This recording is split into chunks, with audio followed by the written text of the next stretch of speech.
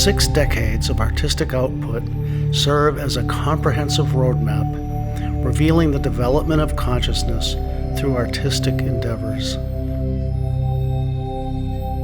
This exhibition is a depiction of my own spiritual journey, the alchemical work of an artist engaged in an ongoing process of self-transformation. It is my lifetime's work. The artifacts of this sacred endeavor are the objects left behind, the works of art. And what is art, anyway? The word art means to be, as in thou art.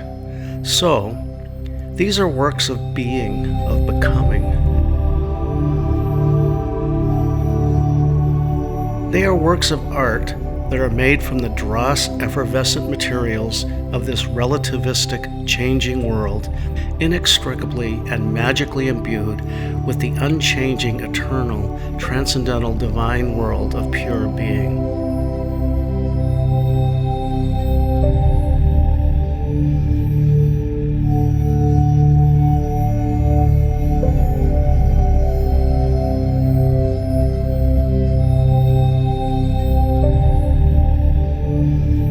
That, after all, is the shamanic work of the artist, to bring the infinite into the limited relative world of boundaries and contrast, to guide people's attention toward the spontaneous experience of pure beauty, pure transcendence, if even for just the briefest instant. That is enough to be transformational.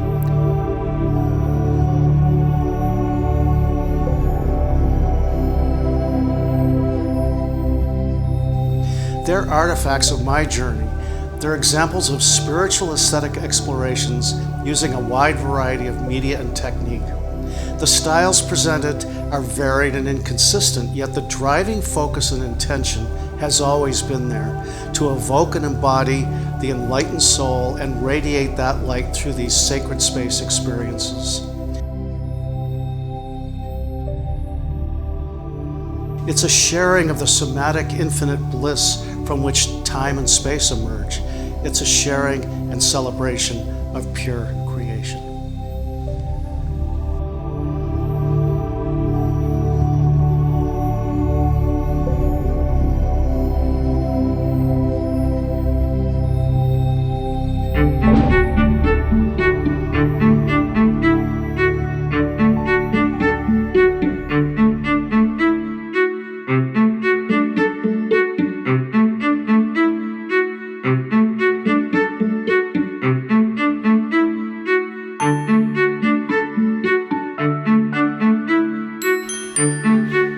This is the entrance to the show.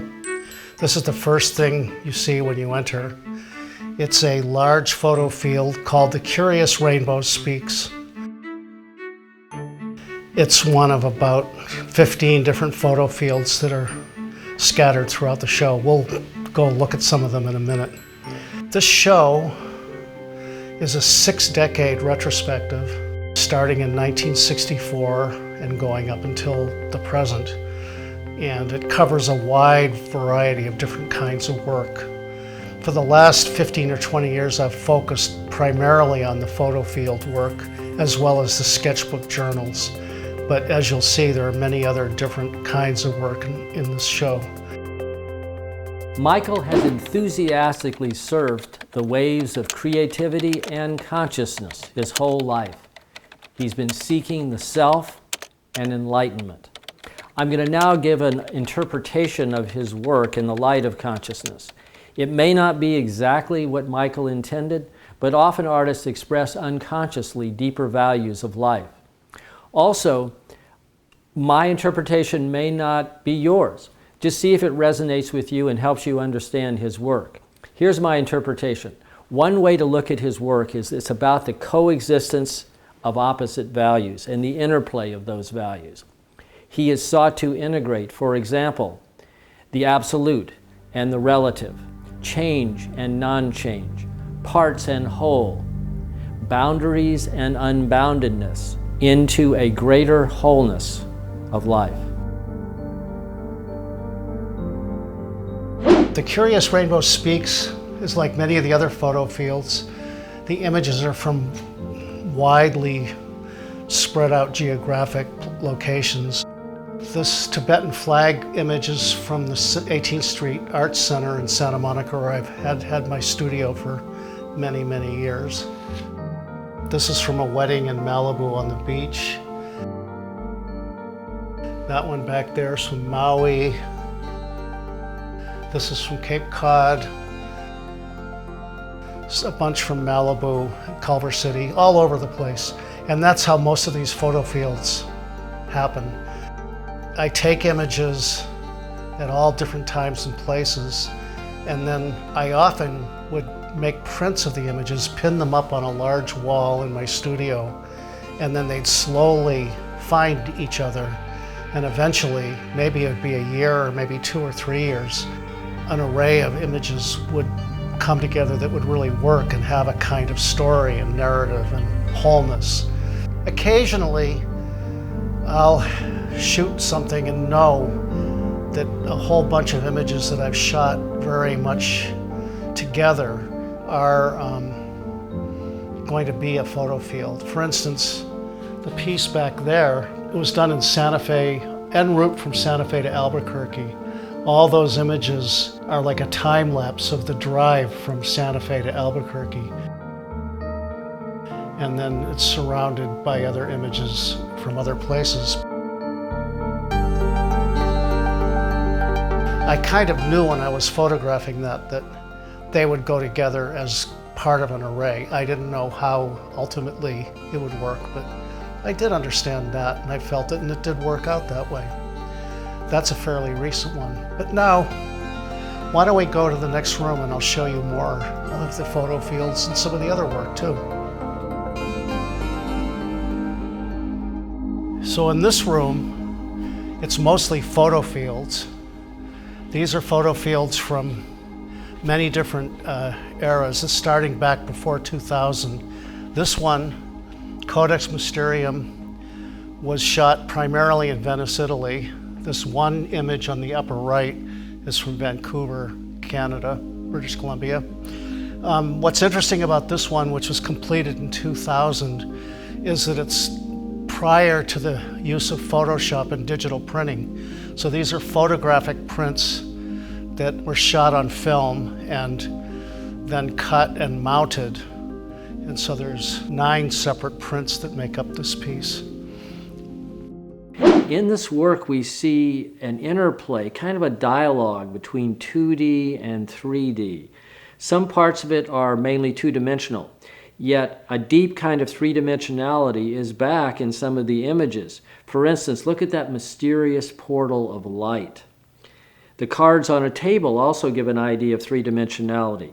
And what do cards suggest? Playing cards. It suggests a game. It suggests that this life and this artwork, the whole thing is an illusion. It reminds me of the illusion of reality in the movie The Matrix. In the Vedic understanding, Maya is the illusion of creation that hides the ultimate, absolute reality. This could be, a subliminal kind of reference to this deeper understanding of the world. The next piece I want to show you is first light, first breath, first sound. What's interesting is we just talked about Codex Mysterium, which was done around 2000. This was completed in 2018, and it's an example of an all-digital print, both in terms of the photography and the final printing. It's archival inkjet printing using Photoshop to combine the elements, but the process of making it remains much the same as it did back when they were separate prints. The images here are from Zuma Beach, Baja, Mexico, Malibu, Santa Monica, Culver City, and Fairfield, Iowa. And again, these are images that somehow found their way together and made a whole and made a kind of narrative, which many of these have. And what's interesting is back in the 60s, I did a series of films called field films, which were filmed in much the same way. I carried a 16mm camera with me everywhere. I filmed different things in my life as they happened. And eventually, these little clips that I'd film would find a way to work with other clips and make a kind of non-narrative narrative. And I called them field films because they're fields of images and sound in which our attention can go and one can have an experience. So these are kind of the same thing, but just done with still photography. Okay, so let's talk about these over here. This next group of images are from the 1990s and 2000s. The two pieces on each side are layers of plexiglass glass, gold leaf, thread, photographs, paint, all in a very solid wood frame. And I did a whole series of these.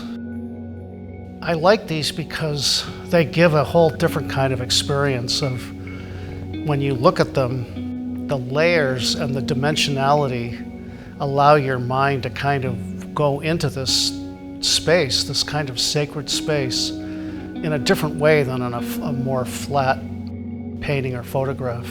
And I like that, and I think it's a kind of unusual, involving experience. I'd like to do more of these.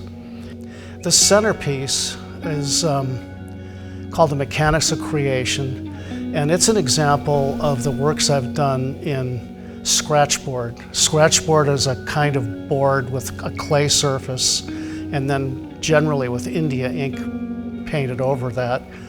And you draw into the India ink with a needle or other sharp implement, and you kind of are drawing in reverse. You reveal the white, the highlights, instead of the shadows, as you would normally. And this piece is very detailed. It took about 3 years to do. I took this with me when I'd travel to shoot commercials or films and work on it when I had an off evening or whatever. And after 3 years, it was finally done. It's also gold leaf and then gouache. And I see these three spiral images, which show up in a lot of my work over the years. In this case, they kind of mean to me the representation of the three gunas, the three fundamental forces of creation. There's the creative force, the sustaining force, and the destructive force. And these all are intertwined throughout all of creation and have different balances at different times. They're what make the world that we experience. And then the black ground, and with the spirals going into that black ground, I sort of see that as pure, absolute being, unmanifest, just pure consciousness, out of which all of this manifests. So that's the kind of thing I was thinking about, along with physics and the vacuum state and how particles emerge out of the vacuum state, involvement of the ideas about randomness and chaos as an element in that, and also the ideas about the interaction of the observer with what's being observed and the observer changing what happens while they're observing it. In other words, the act of observing is actually a kind of creative act in and of itself. And all of that is very interesting to me, and I think very relevant to the art experience, the experience of beauty, the experience of transcendence, and also just life in general. I do think the mechanics of what we experience as our lives have a lot to do with all of these subjects that I'm dealing with in this piece and the others as well. So let's talk about the next photo field. This is one that I did in Bali in 2015. This is called Rising Light over the China Sea. And this was taken in 2015 en route to Bali at about 30,000 feet at sunrise. I would like to see this much bigger someday. It's this one right now is about 40 inches by 60 inches. And it's nice this size, but it would be nice to see it really big. It's slightly different than many of the other ones since it's just images from one moment, essentially, not disparate images brought together. But I do like that sense of time passing from when it's pre-dawn through the dawn and just as the sun is beginning to come up. And I think that's part of what many of these photo fields have in common, is a kind of cinematic sensibility of time passing. And I like that. I think it's interesting, and I think it gives people a little bit of a story, a little narrative to latch onto and explore. Amazingly, Micael photographed these images in real time. They are not manipulated in the darkroom or by Photoshop. I kept returning to this work again and again when I was visiting the show, and I was asking myself why. So let's take a close look at it. We see a seemingly unbounded sky over an equally unbounded ocean. Where the two meet, celestial colors emanate and dance. Where the two meet is called the finest level of relative creation, which is closest to the absolute source. This level is said to radiate celestial light, just as in this artwork we see the light radiating there. This work may give us a glimpse of the glorious light of refined cosmic consciousness, where everything is illuminated by the transcendental light of God. So now we're going to go from here to the third room, the back room, and that has much earlier work and also a whole series of works based on sketchbooks. In this case, they're drawings about surfing, but there are many other as well. So let's go talk about that.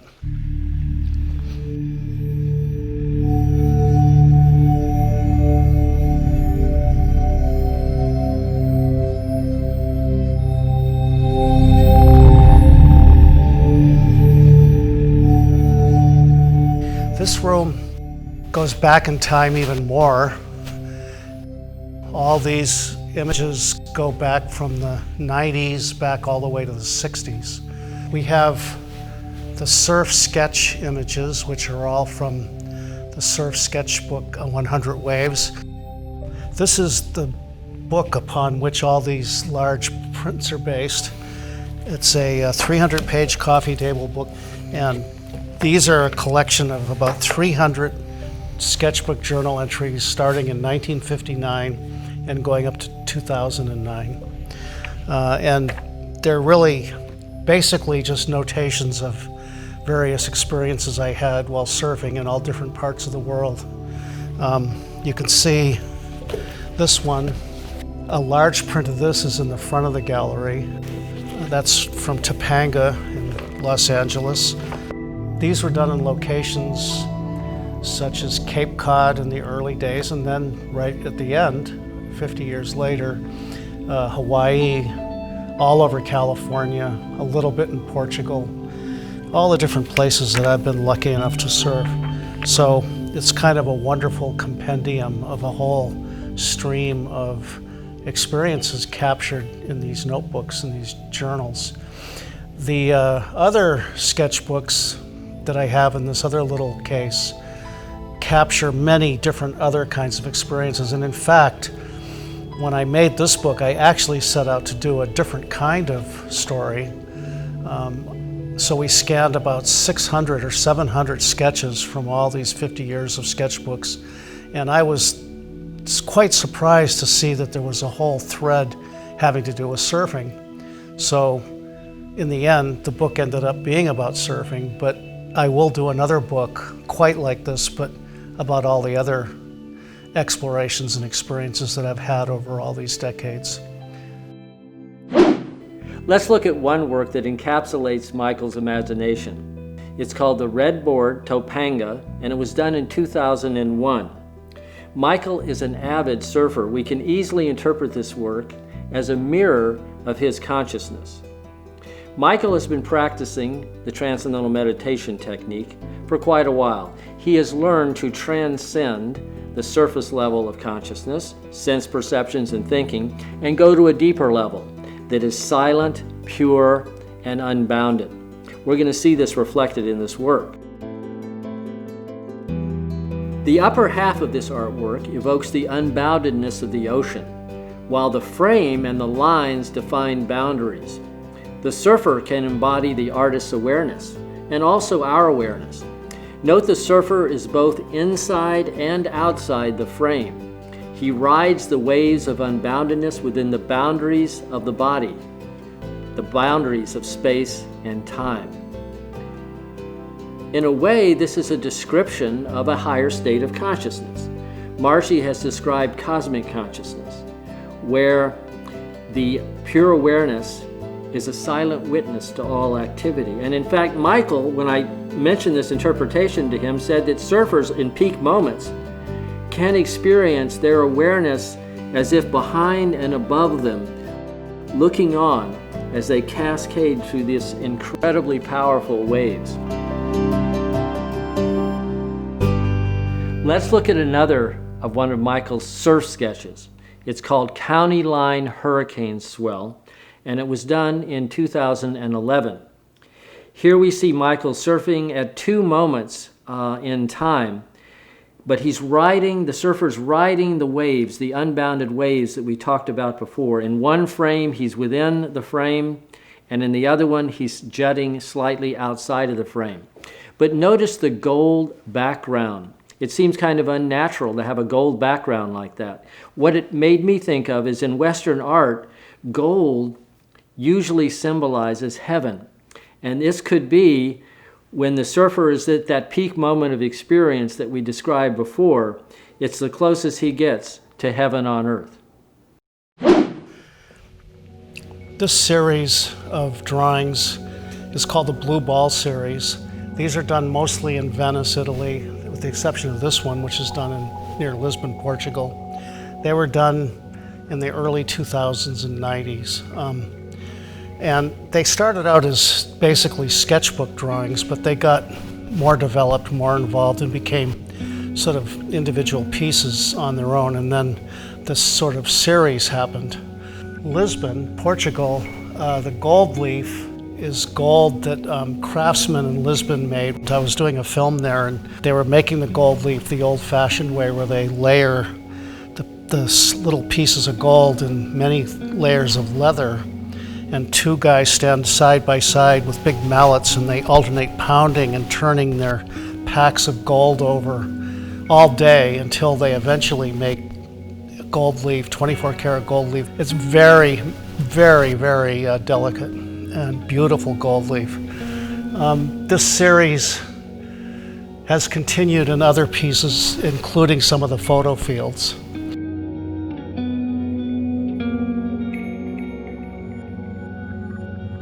And now I want to talk to you about the next group of paintings over here.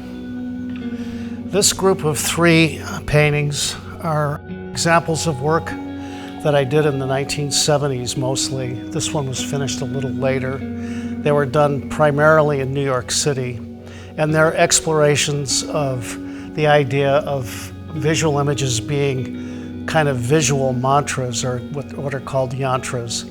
And so that's what I was exploring in these. They're gold leaf, gouache, and a little bit of acrylic.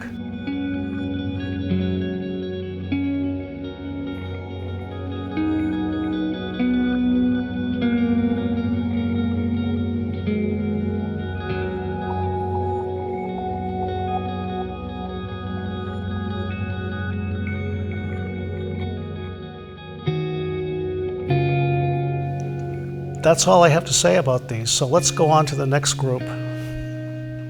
What we have here are a grouping of 5 images. I'm going to focus on these 4 right now. These are photographic works I did when I was still in high school and in my first couple of years of art school. I was fortunate enough to have a father who was a very fine photographer in his own right. And so he had a darkroom at our house, and I was able to use that and his camera as well. So this image, which is a shadow self-portrait I did when I was in high school, and I've done these for years and years afterwards. I have a whole series of these shadow self-portraits.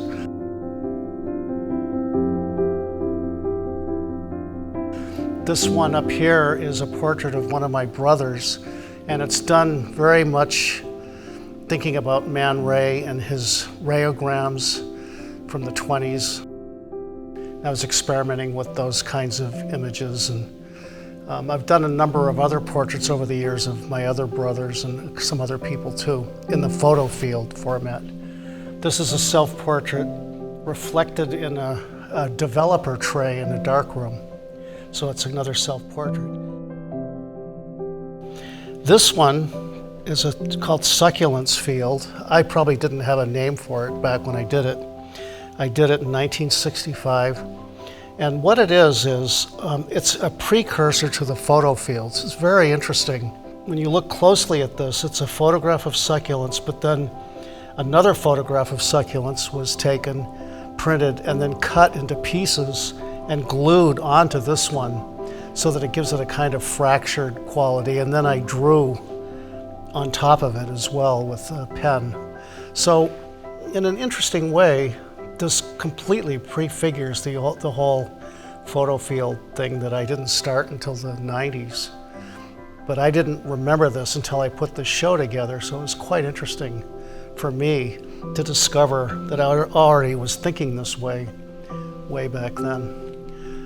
It's great to have these, and I'm actually quite thankful to my dad for having been a photographer. Some of my earliest memories are being in the darkroom with him while he's developing and fixing the photographs. Very magical process when you're 3 or 4 years old. It's still a magical process, actually. Now I want to look at some of Micael's photography, but first, let's take a glimpse at the man who inspired him. Micael's father, John W. Barnard, created mesmerizing photographs that are reminiscent of Ansel Adams. This building possesses a crystal-like clarity while evoking the spiritual presence of being. In another work, the towering cloud suggests limitlessness.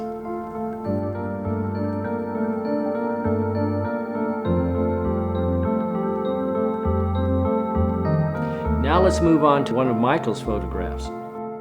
Inspired by his father, Micael experimented with photography. In 1964, he did self-portrait in a dark room.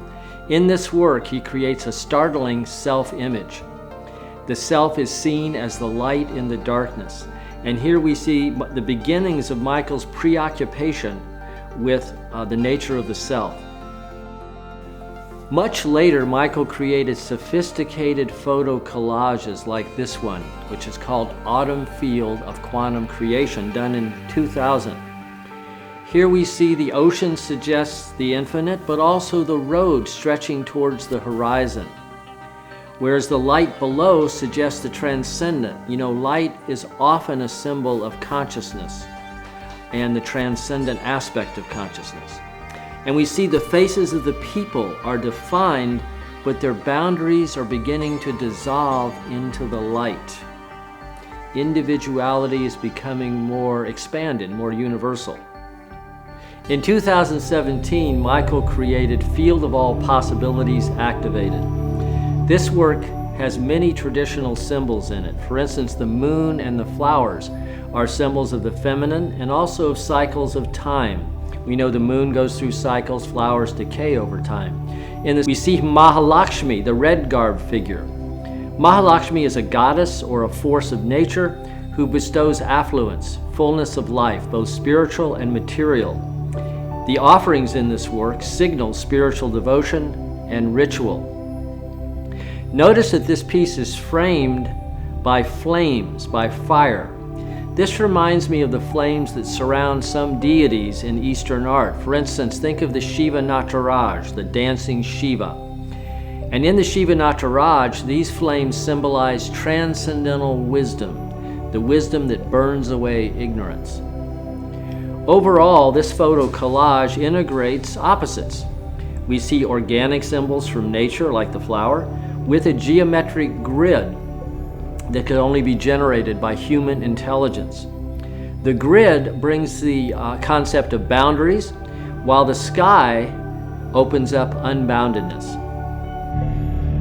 Let's look at another one of Micael's photo collages called Quantum Wave / Particle Fugue Right, which he did in 2003. The title refers to the scientific discovery that physical objects are simultaneously both particles and waves. And we see a wave at the center of this image, surrounded by photos of trees and water. It's the same tree. Micael took these photographs over a 2-year period, and we see subtle changes in light as well as seasons. This might remind us of Monet's painted series of wheat stacks. In America, they're called haystacks, but they're actually wheat stacks, where he painted the same scene at different times of day. Through experiencing work like this, the artist and the viewer can refine their perception. Monet said, quote, "The more I paint nature, the more I learn about myself." And I think this has been part of Micael's aspiration as well. There's a significant difference between Monet's series and Micael's series. And that is that in Monet's paintings, we only see one at a time. We experience them separately. In Micael's work, we see all the scenes together in one frame. For me, this suggests that all time, past, present, and future, could be cognized at once. In such a state of consciousness, the whole is found in every part, yet the whole is greater than the sum of the parts. This is a good principle to understand Micael's photo collages, because each scene is complete, like each photograph of this tree is complete within itself. Yet all of them are experienced together in this work, and that creates a greater all-encompassing wholeness of experience. This one next to me was done in 1971 when I was working with Maharishi, Mahesh Yogi, who was his filmmaker, and we happened to be in Curzon, Austria.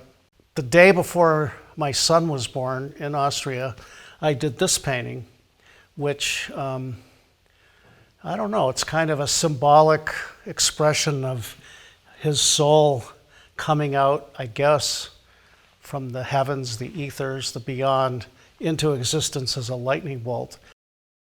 And it's kind of interesting, if you look on the back, it's signed and dated and everything, so it's kind of cool. All right, we're gonna go take a look at the upstairs balcony and some earlier work now. So these paintings up here are from very early in my career. The two on either side of Rembrandt were done when I was in high school. And you know, I grew up on Cape Cod to a large extent. And all the most important things in my early life happened there. The whole area of that part of the Cape, the Outer Cape, Provincetown, Truro, Wellfleet, East End, is saturated with artists and poets and writers. And my very first job was as an attendant at this gas station, which this is a very famous Edward Hopper painting. When I worked there, it was Jack's Esso. In the painting, it's mobile. I think it's a mobile station. Edward Hopper lived on the other hill beyond where we lived. And then he did another painting of Cornhill. And before we actually owned a house on Cape Cod, we rented a house on Cornhill. We rented this house right here, and would go there in the summers. Now Cornhill, the reason it's called Cornhill is because when the Pilgrims came, before they landed at Plymouth, they landed out in Provincetown and Truro. And they had to spend a winter there, and they were starving, and they discovered a cache of buried corn that the Native Americans had left there, the Pamit Indians, and that allowed them to survive. And it was found right near Cornhill. There's an estuary where the Pamit River is. And this painting over here was done quite near there. That's a hill behind my aunt's house, and many important things happened for me and all of my brothers and relatives adjacent to this hill. This work evokes Micael's lifelong yearning for unboundedness. How does it do this? Here we see a faceless young girl looking out over an expansive, empty, and mysterious landscape. She's anonymous. That suggests universality. She could be anybody. We could be her.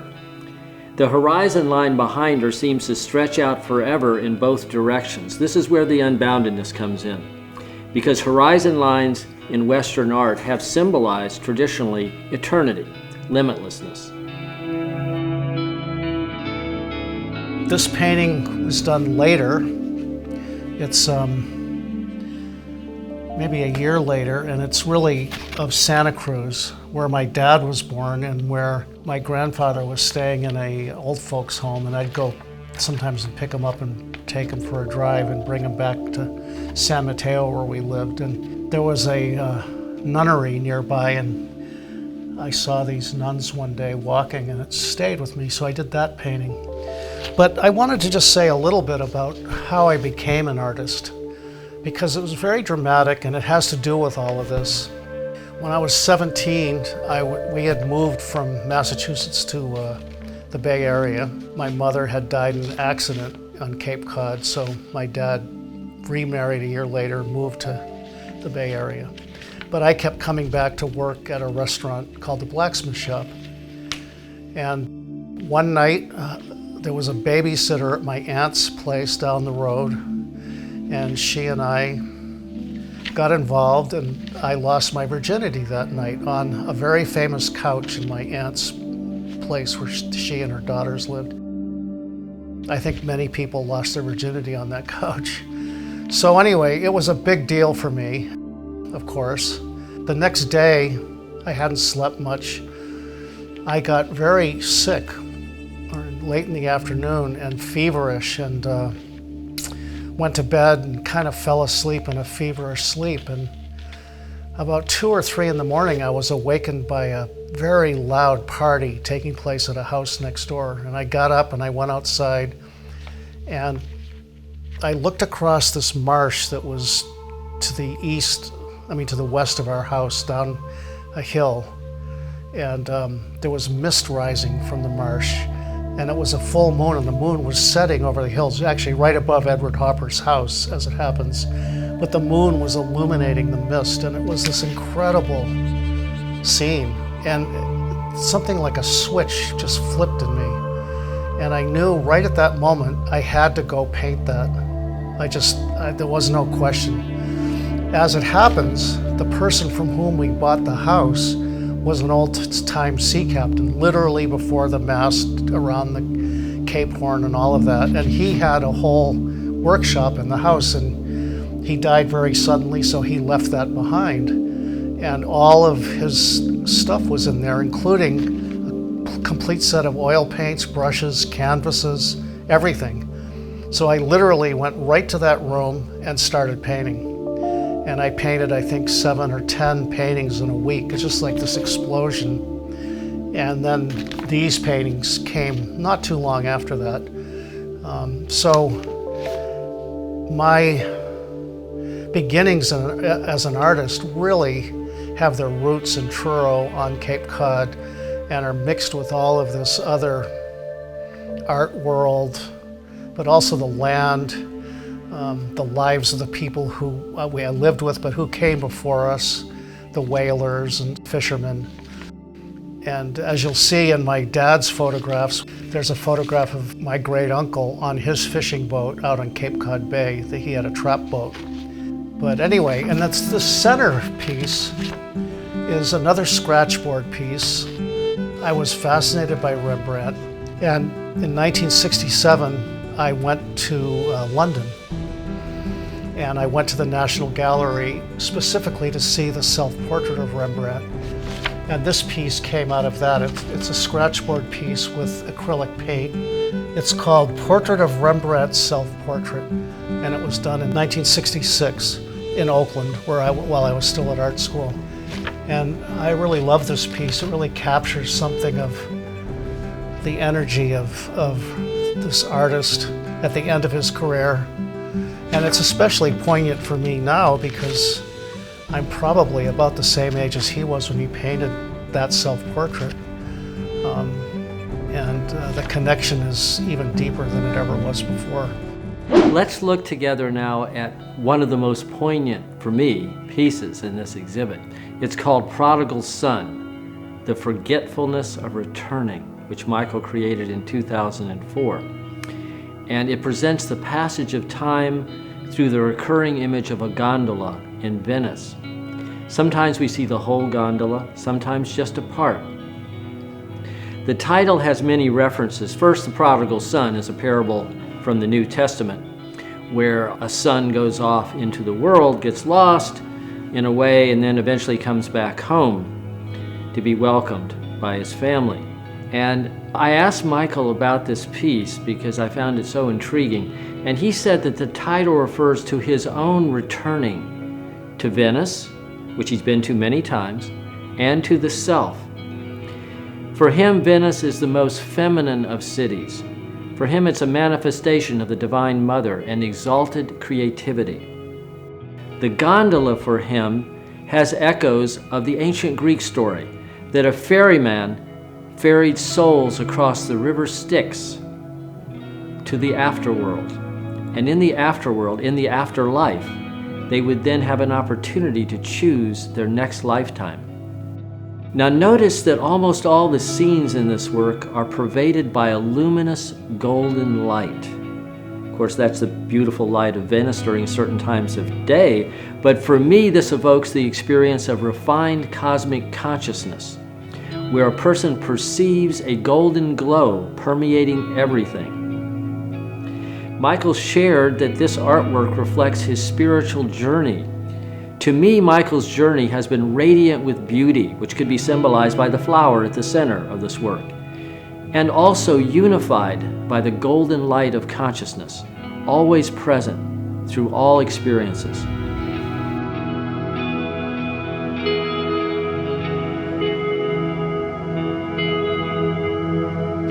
So that's the story, and I hope you enjoy the show.